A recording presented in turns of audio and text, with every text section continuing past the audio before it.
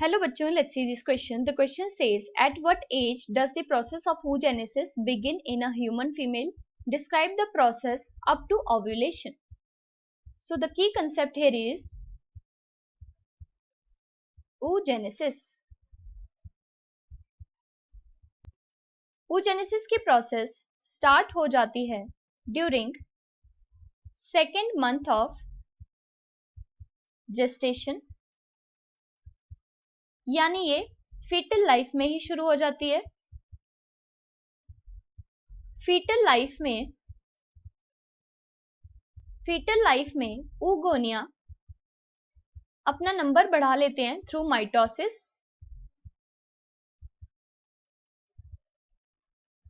सो यहाँ पे होती है माइटोसिस और oogonia का नंबर जो है यहाँ पे बढ़ जाता है अप टू 6 लाख. फिर एक टाइम पे ये डिफरेंशिएट करके बना देते हैं प्राइमरी oocyte. प्राइमरी oocyte फिर फर्दर मियोसिस में एंटर तो कर जाता है, लेकिन ये मियोसिस 1 सस्पेंड हो जाती है एट प्रोफेज 1 स्टेज. सो बर्थ के टाइम ये इसी स्टेज पे प्रेजेंट होते हैं. फर्दर पूरा चाइल्डहुड ऐसे ही निकल जाता है. बर्थ से पहले ये प्राइमरी oocyte अपने सराउंडिंग में ग्रेनुलोसा सेल्स की लेयर बना लेता है और इसे हम कहते हैं प्राइमरी फॉलिकल. बर्थ के बाद ये कन्वर्ट हो जाता है इनटू द सेकेंडरी फॉलिकल, जब इसमें एक थीका की लेयर आगे ऐड हो जाती है. अब जैसे ये फीमेल प्यूबर्टी की स्टेज पे पहुंचती है तो जो प्राइमरी oocyte है ये अपने मियोसिस 1 कंप्लीट कर लेता है और बन जाता है एक सेकेंडरी oocyte.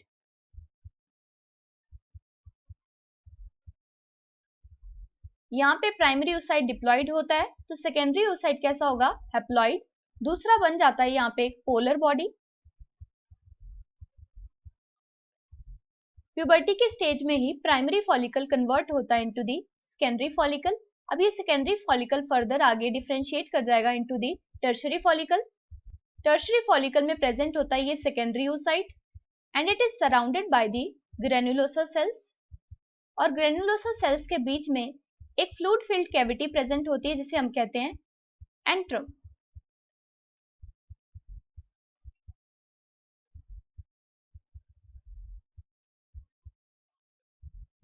अब जो थीका की लेयर है वो भी यहाँ पे 2 लेयर्स में डिवाइड कर जाती है. Theca interna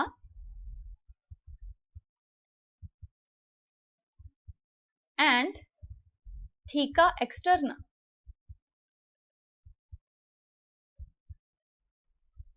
So this is the structure of tertiary follicle. इसमें ये प्रेजेंट है सेकेंडरी oocyte, उसके सराउंडिंग में ग्रेनुलोसा सेल्स हैं जिसके अंदर एक फ्लूइड फिल्ड कैविटी प्रेजेंट है जिसे हम कहते हैं एंट्रम. यहाँ पे जो थीका की लेयर्स हैं ये भी 2 टाइप की हैं, theca externa and theca interna. अब ये सेकेंडरी oocyte भी मियोसिस 2 में एंटर तो कर जाता है, लेकिन ये भी सस्पेंड हो जाती है. इस टाइम पे टर्शरी फॉलिकल कन्वर्ट हो जाता है into the mature Graafian follicle. होता क्या है, सेकेंडरी oocyte अपने सराउंडिंग एक ग्लाइकोप्रोटीन की लेयर जो है वो बना देते हैं जिसे हम कहते हैं जोना पेलुसिडा.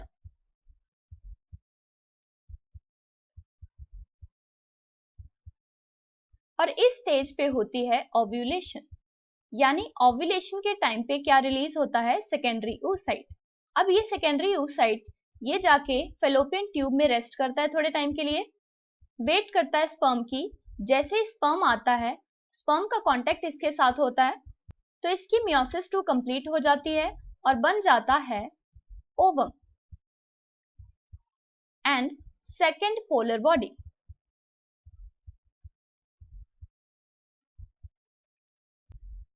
सो अब क्वेश्चन में पूछा है at what age does the process of oogenesis begin in a human female and describe the process up to ovulation.